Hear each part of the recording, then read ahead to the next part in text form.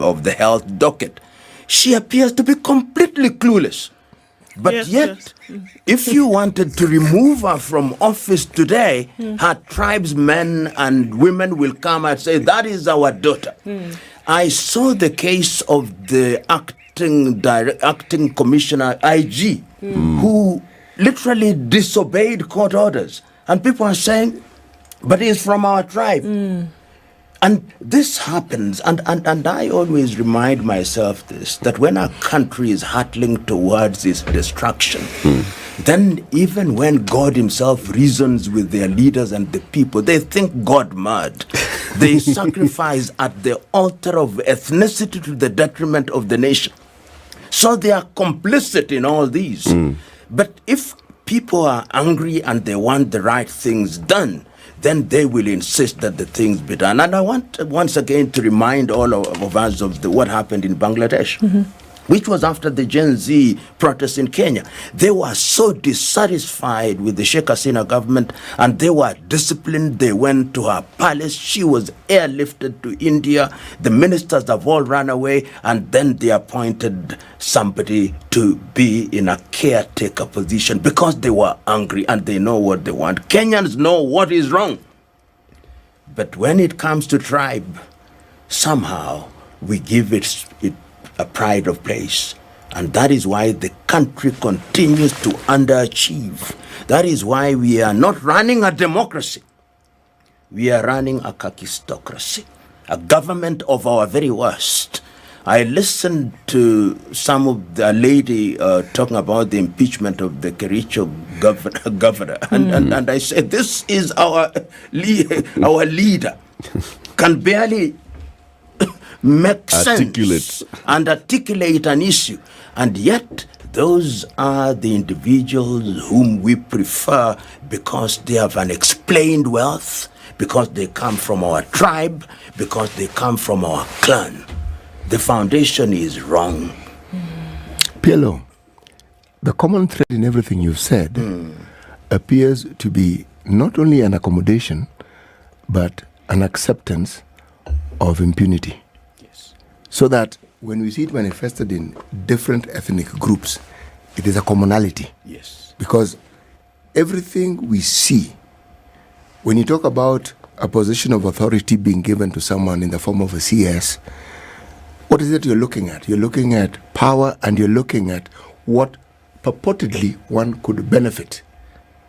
So it appears that the one thing we seem to have accepted as a nation is that wrong is not only tolerated, but it is accepted so long as it suits our own.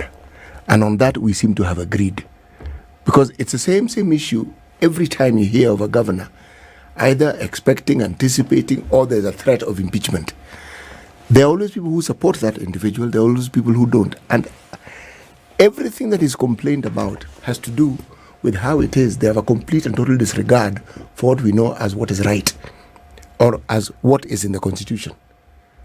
And if I look at some of the rulings that our courts have had of late, it has been about constitutionality. Yes. Saying, all this thing is saying, this is not constitutional. Yeah. So if it isn't constitutional and people have been doing it, NGCDA, for instance, right now, Yes. it's not the first time. This thing has been in the courts, and the courts has pronounced itself several times. But again, there's a hue and cry about it. How on earth do we cure this disease that seems to have taken root? We seem to have determined as a nation that we will disregard what is right. You know, Siti, you are so right that in this country, the truth depends on which tribal affiliation you are talking about, and that is relevant. And that is a tragic thing. If you look at even the whole fight against corruption, if you arrest anybody, they say he is a thief, we know, but he's our very own. And therefore, he's our thief, and therefore he or she ought not to be punished. And it's because the foundation is wrong. I always remember Mwalimu Nyerere saying this very eloquently, saying that when a nation is bankrupt of ideas, then they sacrifice at the altar of ethnicity or religion.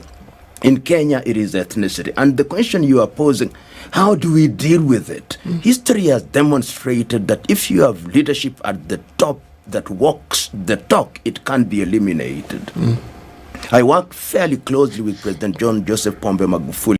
Welcome back to Mora TV. So in today's video, we are going to focus on this interview of Mr. PLO Lumumba while he was in Spice FM, and he started, or this clip started by where he talks about the former health CS who was not even knowing what he's doing in office, but the people of his tribe could come out to defend him, saying that this is our daughter, even if she's not really conversant with what he's supposed to be doing, but she's still our daughter and she should be left alone. And he also added example of the former IG, or the former acting IG, who was welcomed like an hero when he went back for the homecoming.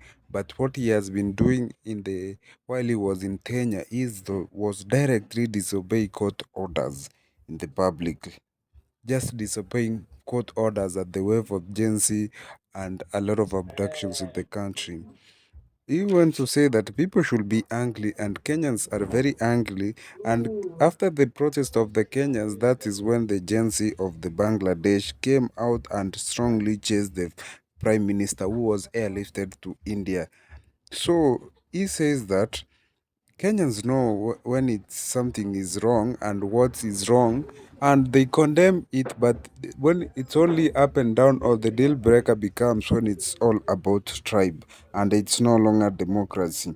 There are even leaders who can't communicate, even governors who can't even articulate themselves properly, but because they have these resources, they are easily voted to power, and they end up misusing these public resources in higher offices. But when it comes to issues of impeachment, then it comes down to that is our own and is working for us, is our daughter, is our son. That's one of the problems which PLO Lumumba said. He says that wrong is not only tolerated, but it is accepted when it's the tribal made. The truth depends on tribal affiliation, especially in the fight against corruption. When you remember years ago when people came out to demonstrate, for example, for Anne Waiguru, that period of time, when people came out to demonstrate saying that this is our daughter, leave him alone, he has done nothing wrong. Ni mwizi lakini ni mwizi wetu. That's what happened long time ago when Anne Waiguru was being accused of corruption scandals during the first tenure of former President Uhuru Kenyatta. So, the and I repeat that the truth depends on tribal affiliation. That's what I quote from Lumumba. The truth depends on tribal affiliations, and especially when the fight is against corruption. And he said that the foundation is very wrong in a country where the ideas are bankrupt, or the country is bankrupt of ideas. So it all trickles down to tribal affiliation and tribal confrontation, so that they can align themselves in a way that they get to power. And when they get to power, all they think is enriching themselves or filling the gap which they have used to get to the power.